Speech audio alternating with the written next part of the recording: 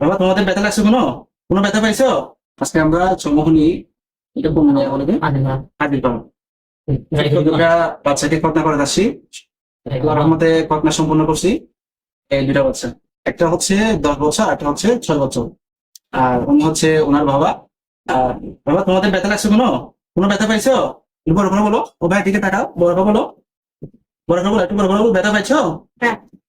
তো বাবা তুমি ওনার বাবা কিছু বললে একটু ভালো হবে আর কি, যদি কি।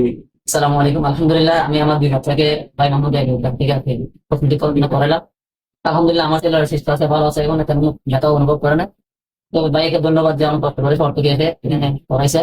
এই জন্য যে সময় যেন বিশেষ করে ভাই আর দিন করে আমাদের এদিকে যারা আছে তাদেরকেও বলবো, এবং ভাইয়ের সাথে যোগাযোগ করে যেন ভাই দিন পড়ায়, তাহলে সেটা ভালো হবে। বাচ্চারাও সুস্থ থাকবে এবং মা বাবাও টেনশন মুক্ত থাকবে ইনশাআল্লাহ। আর আমরা তুরস্কের ডিভাইস দিয়ে করছি, এটা আল্লাহর রহমতে 3 দিনের মধ্যেই সবাই যাবে ইনশাআল্লাহ।